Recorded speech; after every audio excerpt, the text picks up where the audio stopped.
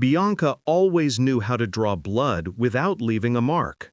Her voice was velvet, every word dipped in sugar, then laced with something corrosive. I'd learned to smile through it, to pretend I didn't notice the way she twisted conversations, turning admiration into mockery. But that night, at her wedding rehearsal dinner, she miscalculated. She forgot who she was dealing with.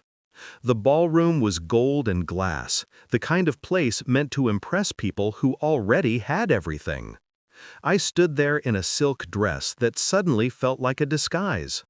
My husband, Adam, guided me toward the long table, his hand light on my back, his touch cold.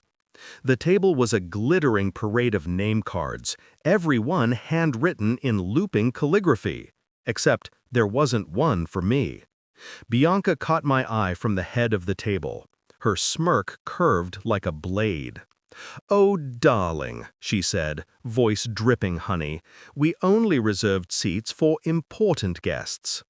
A ripple of laughter moved down the table, not loud, just enough to slice the air. Adam's family, her fiancé's parents, people who loved cruelty as long as it was wrapped in manners. Adam gave a small shrug. "Don't make a scene, Hannah." I didn't. I smiled instead. A small, polite smile.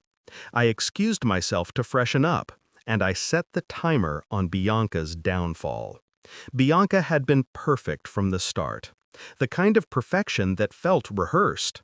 The first time I met her, she hugged me too tightly, whispered, "Welcome to the family," and looked over my shoulder while saying it. She wore white to our wedding, said it was ivory, said it was unintentional. Adam laughed it off. I didn't. But I learned to store things, words, glances, gestures, the way a surgeon keeps instruments sharp.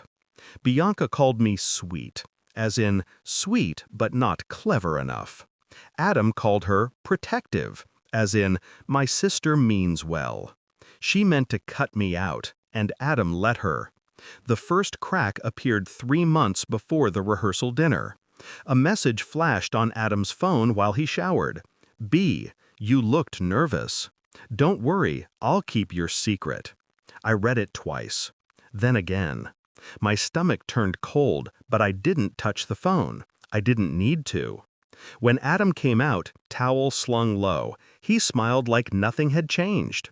I smiled back. He kissed me. I didn't kiss him back. The signs multiplied. Small, surgical, a new perfume on his jacket, private jokes between them that I was never part of. Bianca started visiting our house when I wasn't home. Claimed she needed Adam's advice about the wedding, about life. The betrayal wasn't loud. It was whispered, deliberate. But here's the thing about betrayal. It clarifies. I stopped crying after the second night, stopped hoping after the third. Then I started planning. Step 1 was silence. People underestimate quiet women. I made myself invisible, stopped arguing, nodded at Adam's excuses, offered to help Bianca with her wedding details. She was delighted, mistaking compliance for weakness. She gave me tasks meant to humiliate me, fetching things, adjusting place settings, managing trivial details while she basked in admiration. That's when I saw the guest list. It wasn't just a wedding, it was a social merger. Her groom's family was old money, tight-lipped, proper, scandal-averse. They were her ticket to the kind of life she'd always wanted. And in their world, reputation was everything. Step 2 was patience. I started leaving hints, quietly, subtly, forwarding a few of Adam's text messages to Bianca's future mother-in-law, Mrs. Davenport. "Wedding logistics," I wrote in the subject line. An accidental attachment, perhaps. The kind of mistake that begged for discretion. Then came the photos. Not explicit, but close enough. A hand on her knee, his reflection in her mirror. Shadows and implication. Enough to make anyone wonder. Mrs. Davenport didn't respond, of course. People like her never did. But she saw. That was enough. Step 3 was timing. The rehearsal dinner was Bianca's masterpiece.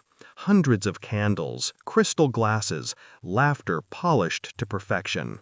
And me, standing without a seat, the invisible sister-in-law.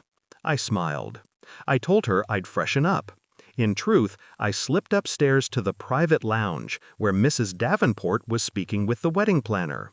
She was pale, her voice tight. I waited until her eyes met mine. I didn't say a word. I didn't have to. She looked away first. By the time I returned to the ballroom, the air had changed. Subtly, like a storm forming behind glass. Bianca's fiancé was checking his phone, his jaw stiff. His mother's expression was marble. Bianca noticed. "Is everything all right?" she asked, voice too bright. He didn't answer. 10 minutes later, her phone buzzed. She read something, froze, and laughed a little too loudly. Then again, higher-pitched, brittle. Her groom's chair scraped back. "Can we talk?" "Now," he said.